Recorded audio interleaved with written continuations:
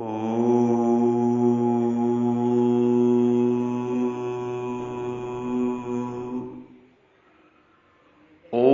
नमो नारायणाय।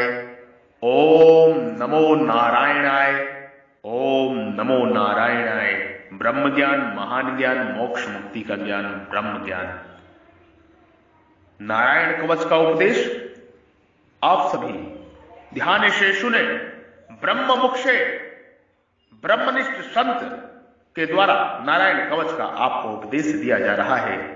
ब्रह्मा के मुख से आप इस कवच को ध्यानपूर्वक सुने।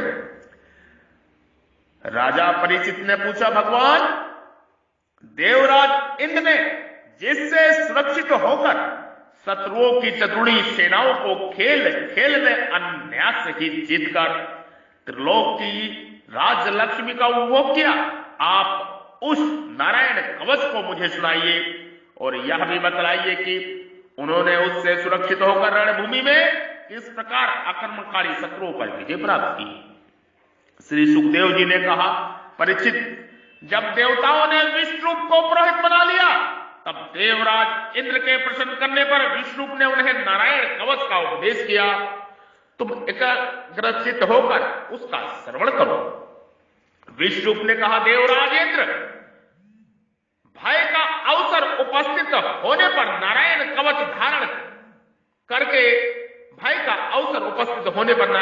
धारण करके अपने शरीर की रक्षा कर लेनी चाहिए। उसकी विधि यह है कि पहले हाथ पैर धोकर आचमन करे, फिर हाथों में कुछ की पवित्री धारण करके उत्तर मुंह बैठ जाए। उसके बाद कवच धारण प्रयत्न और कुछ ना बोलने का निश्चय करके पवित्रता से ओम नमो नारायणाय, ओम नमो नारायणाय, ओम नमो नारायणाय और ओम नमो भगवते वासुदेवाय, ओम नमो भगवते वासुदेवाय, ओम नमो भगवते वासुदेवाय। इन मंत्रों के द्वारा हृदय आदि अंग न्यास करे तथा अंगुअस्थि का न्यास करे। पहले ओम नमो नारायण, इस अष्टाक्षर मंत्र के ओम आदि 8 अक्षरों का क्रमश पैरों, घुटनों, जांघों, पेट, हृदय, वक्षस्थल, मुख और सिर से न्यास करें। अथवा प्रोक्त मंत्र के मकार से लेकर ओंकार पर्यंत तक 8 अक्षरों का सिर से आरंभ करके उन्हीं 8 अंगों में विपरीत क्रम से न्यास करें। तदनंतर ओम नमो भगवते वासुदेवाय, ओम नमो भगवते वासुदेवाय, ओम नमो भगवते वासुदेवाय।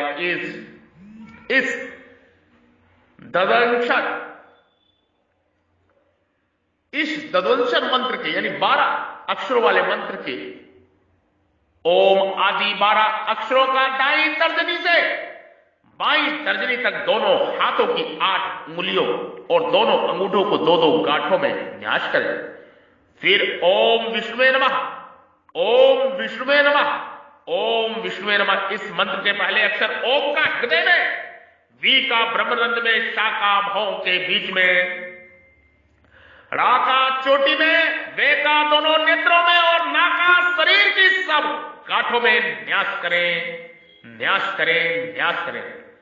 तदनंतर ओम मां अस्त्राय फट, ओम मां अस्त्राय फट कहकर दिगंध करें। इस प्रकार न्यास करने से इस विधि को जानने वाला पुरुष मंत्र स्वरूप हो जाता है।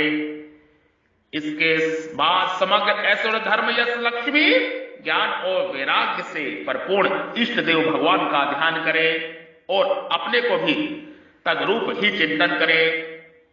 तत्पश्चात विद्या, तेज और तप स्वरूप इस कवच का पाठ करें। भगवान श्री हरि गरुड़ जी की पीठ पर अपने चरण कमल रखे हुए अणवा आदि 8 सिद्धियां उनकी सेवा कर रही हैं। 8 हाथों में शंख, चक्र, ढाल, तलवार, गदा, बाण, धनुष और पाश फंदा धारण किए हुए हैं। वही ओंकार स्वरूप प्रभु सब प्रकार से, सब ओर से मेरी रक्षा करें। मत्स्य मूर्ति भगवान जल के भीतर जल जंतुओं से और वरुण के पास से मेरी रक्षा करे।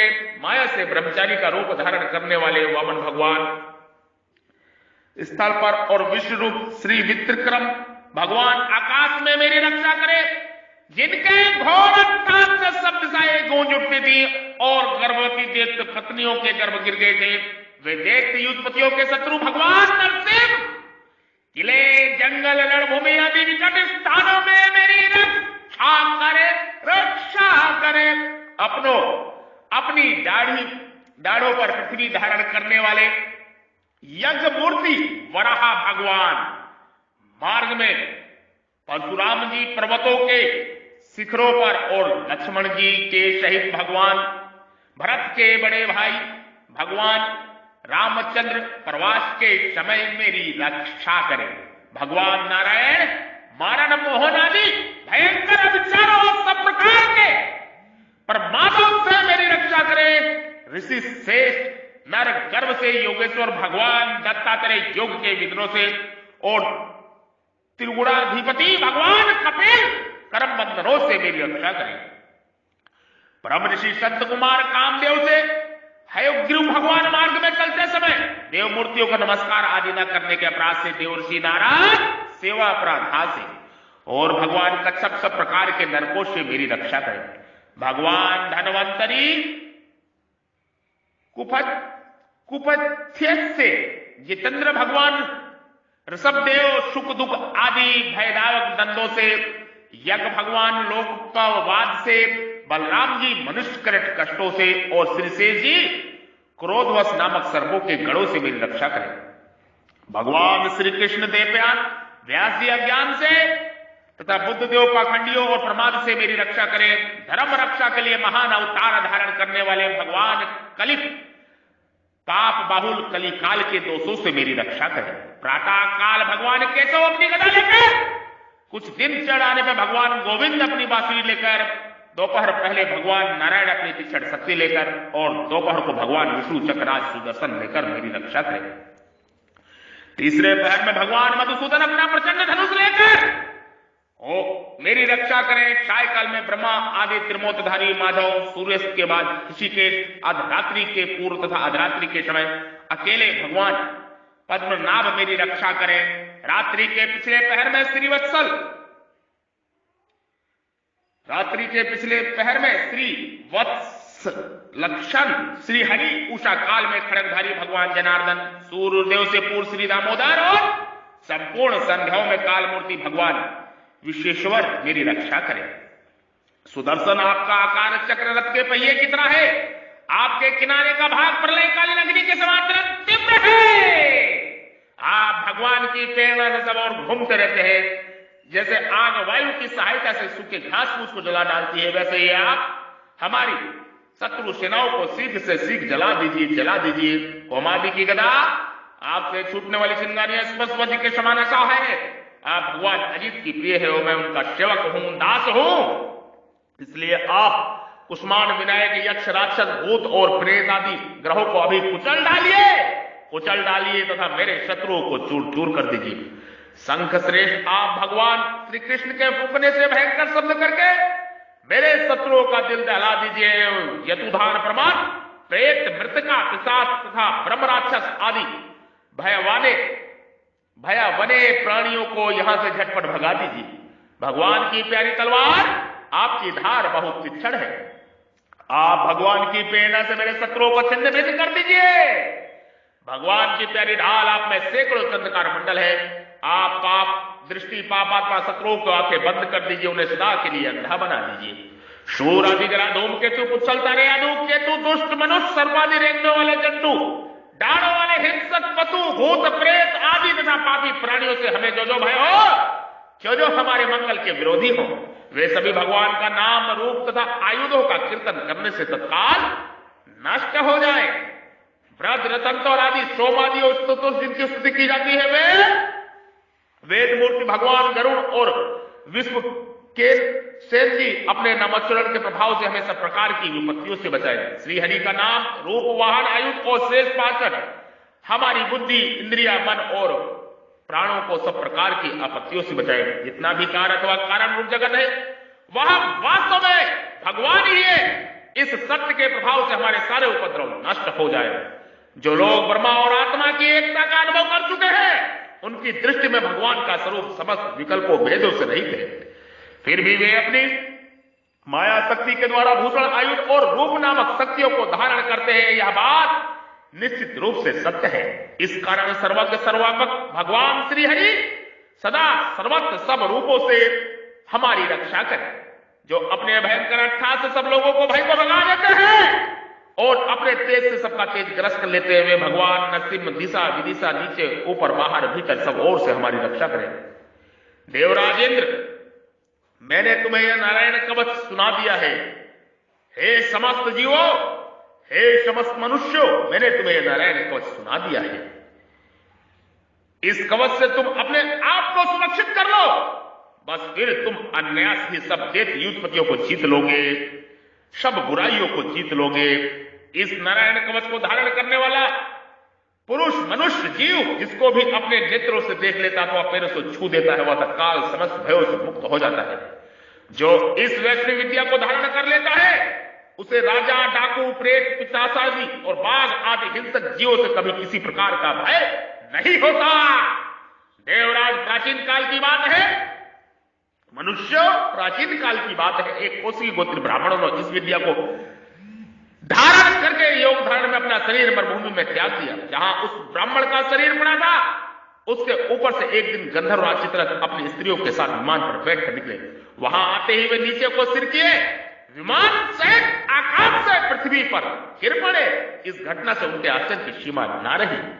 जब उन्होंने वक्लीय मुनियों को बतलाया कि यह नारायण कवच धारण करने का प्रभाव है, तब उन्होंने उस ब्राह्मण देवता की हड्डियां ले जाकर पूर्ववाहिनी सरस्वती नदी में प्रवाहित कर दिया और फिर स्नान करके अपने लोक को चले गए। श्री सुखदेव जी कहते हैं, परीक्षित, जो पुरुष इस नारायण कवच को समय पर सुनता है और जो आदर पूर्वक इसे धारण करता है उसके सामने सभी प्राणी आदर से झुक जाते हैं और वह सब प्रकार के भयों से मुक्त हो जाता है।